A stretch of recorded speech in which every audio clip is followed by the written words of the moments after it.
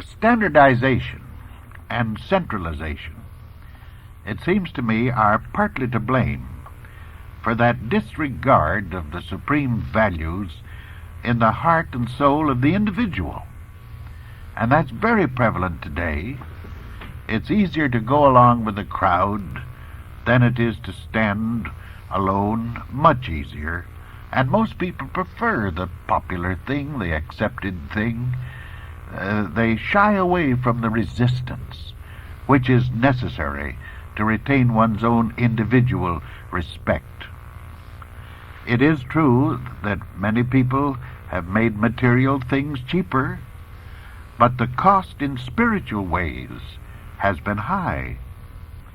He who objects to wearing the same clothing as everyone else, who does not wish his automobile to be a replica of half those on his street, or who has his own fashion in combing or cutting his hair, well, he's pretty much out of place in the world today unless he conforms.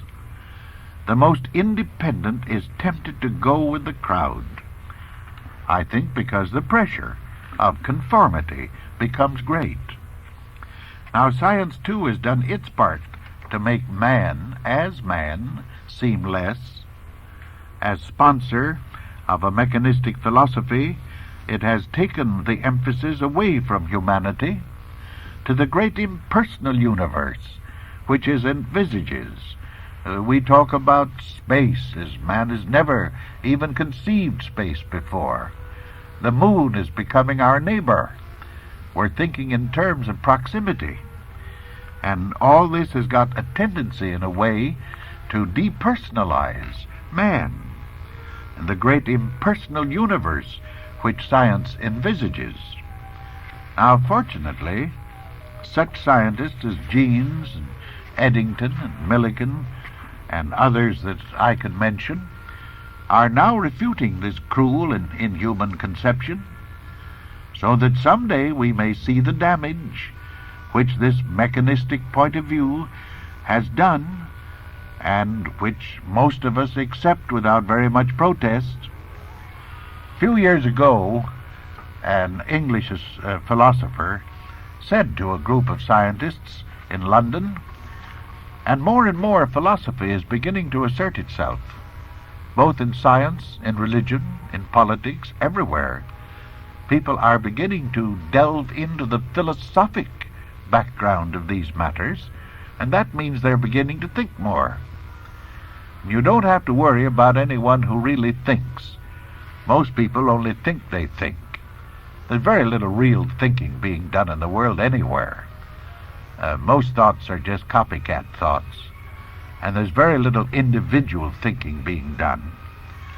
But this English philosopher, addressing a group of scientists in London, he stood up and he said, "From the standpoint of astronomy, man is negligible." Well, did you ever hear such a foolish and absurd statement as that? And it was so absurd that an idealistic scientist arose in that it was a great meeting of internationally known men, and he said this profound thing: "Gentlemen, what the distinguished philosopher has just said is most interesting. Yes, from the standpoint of astronomy, man is negligible. But remember, gentlemen, that man is the astronomer. There would be no astronomy without the astronomer. There would be no chemistry without the chemist. Man is the very heart and soul that gives reason and intelligence and significance to the whole idea. You can't just conceive of a universe without man being in the picture. It's man's brain. It's man's heart. It's man that is first highly sensitive to the cosmos. The cosmos would go on its way through infinite space without any trouble at all. But no concept of it would be in existence if you didn't have the mind of a man somewhere. It's man that is the center of the universe. Man is the significance of the universe, and for man has the universe been designed. Keep looking up.